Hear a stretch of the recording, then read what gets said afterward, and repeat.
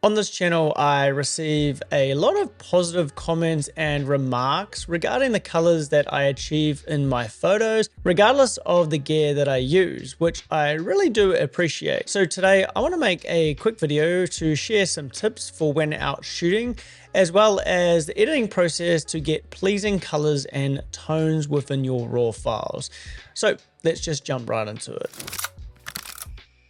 The first thing that I want to discuss is that gear in terms of color output from your camera sensor doesn't really matter. And over the last few years, camera colors across brands like Fuji, Nikon, Canon, Sony colors have just become very similar. While there are slight differences like Nikon files being more contrasty than Sony, or Fujifilm having more green hues in their raw files, correcting the white balance in Lightroom is key to matching colors. For example, here is a Nikon file next to a Fuji file, both corrected for white balance and edited with the same preset from my V3 pack. Now, let me know in the comment section which one you think is the Fuji file, and I look forward to seeing how many people actually get that right. When I was in Brazil, I used a 7-year-old Fujifilm XT5 with a very cheap lens, and I still love the colors that it produced. Its raw files edited beautifully with my presets, just like the files from all the other cameras that I have tested on this channel. So you don't need the latest and greatest camera with clever marketing around color science. Use the camera that you own or you just have access to. So what I'm really trying to say is eliminate that feeling of FOMO when a new camera comes out, and stop comparing your camera brand to another camera brand, because you can achieve relatively the same results anyway. And focus on good shooting techniques and editing your photos to achieve the desired tone, the contrast and color, which we will cover shortly. So with all that gear talk out of the way, the first thing you need to remember or learn is to get the image right in camera in terms of the color and the tone you are aiming for, rather than just trying to save it in the edit. And this brings me on to the time of day to shoot, and the direction of light is very critical. When learning photography and receiving advice from other photographers, many suggest shooting at golden hour, as this provides the most dramatic lighting.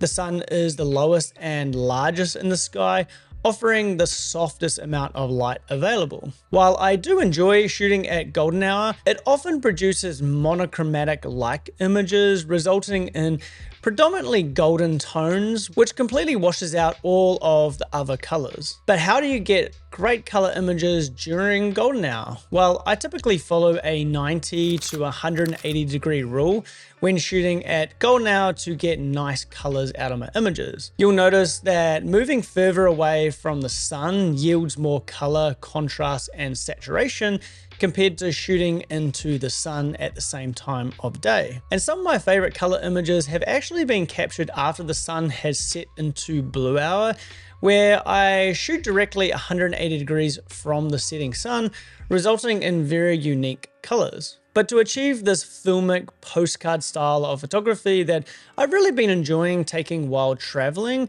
it's best to shoot in mid-morning or mid-afternoon. And my favorite direction of light at this time of day is side light. Shooting at 90 degrees to the sun allows for a beautiful roll-off in the shadows, highlights, and color.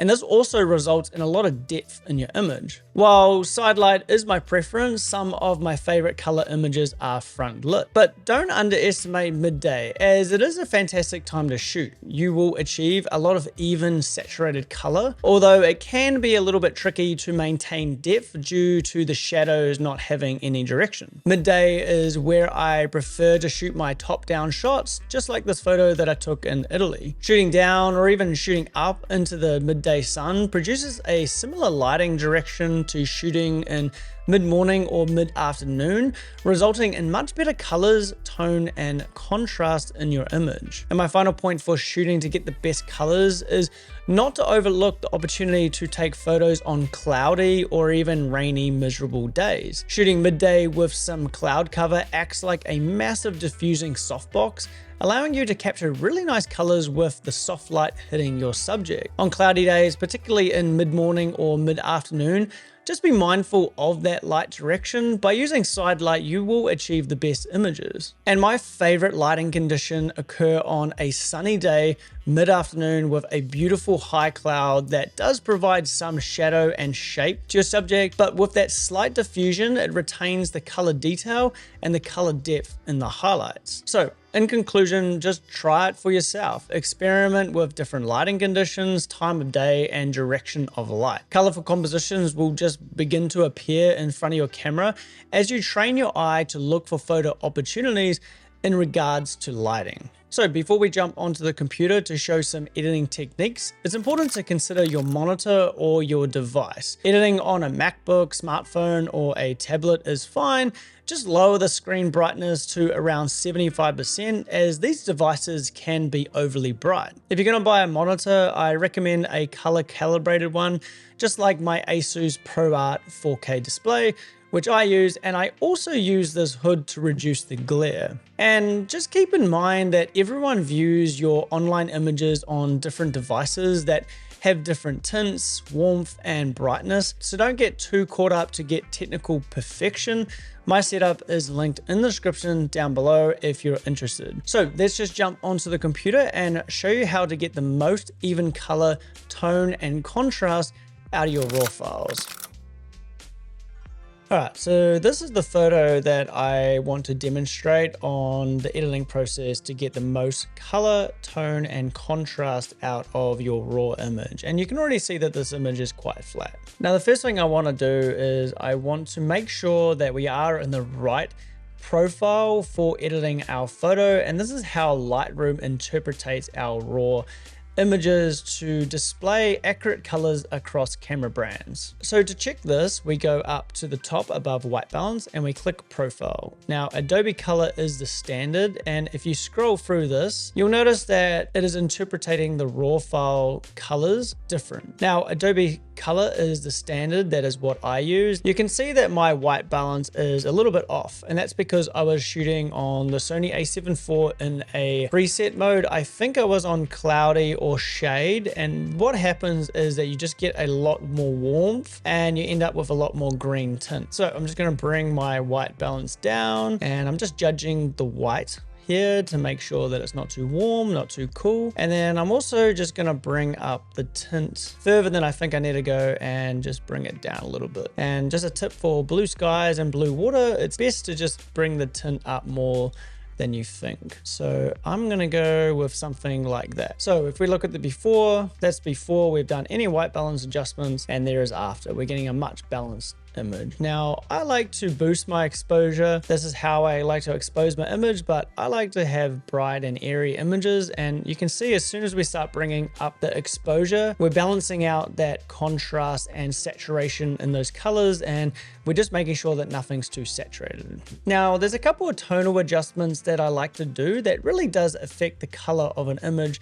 So I'll show you how I do that now. So I typically like to edit like film, and film, you end up with a lot of detail in the highlights. So I bring that down, and you don't retain too much details in the shadows. So I usually just bring the shadows up a little bit, and then I like to bring my whites down and then lift my blacks a similar amount. And you'll notice that if we turn this on and off, we're losing a lot of contrast in our image. So to counteract that, I like to add more contrast with the tone curve, and you'll see the colors change as we do this. So I like to have my highlights quite nice and pastel-y and nice and bright. And you can see without the tonal adjustments and with the tonal adjustments. And now we're getting a lot of vibrant colors coming out of the image. And if you're struggling to really get that fine control of the contrast, it is perfectly acceptable just to slide the contrast down or add a little bit more contrast up here with the contrast slider. The last editing technique that I want to demonstrate in terms of color and getting the best color out of your raw files is the difference between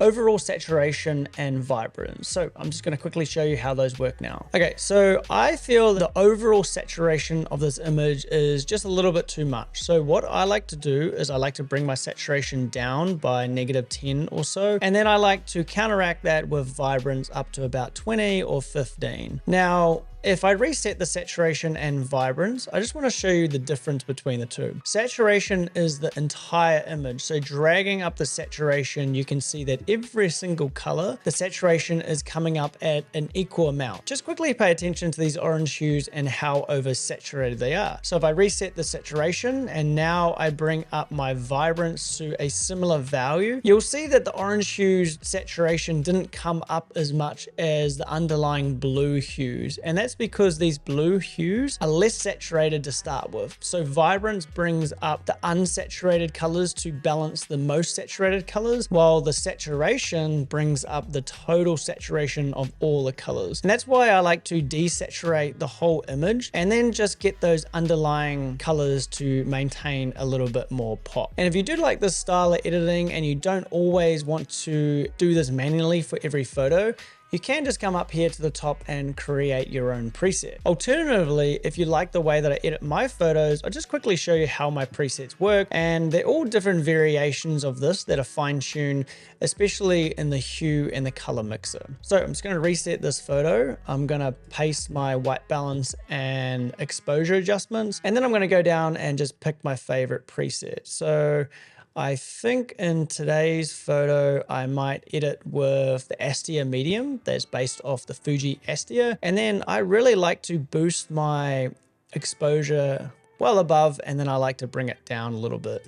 So before we're on plus 0.5, now we're on plus 0.7, and then I press R on my keyboard. I like to go into an aspect ratio of 4:3. This aspect ratio really represents a film aspect ratio. I press R, and that is basically how I edit my photos. And you guys can see this is just a more refined version of what we did before. The tone curve is a little bit more advanced, and then all of the different saturation and hue sliders, color grading, adding grain, and just doing the color calibration and all that good stuff. And just quickly, that is a before any white balance or tone adjustments, and that is after applying my preset and adjusting the white balance to suit. So if you really do like the way that I edit my photos and you do like this filmic look, I do sell Lightroom presets. They work on all the different camera brands: Nikon, Fuji, Canon, Sony, Leica, etc, etc. So they are linked in the description down below.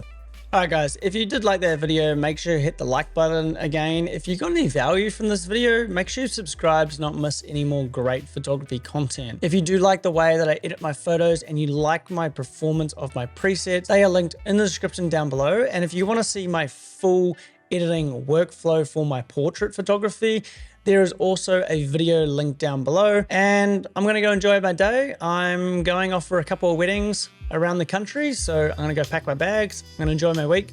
Hope you guys enjoy your week and stay positive, stay happy, and just go out and take some photos. All right, we'll see you later.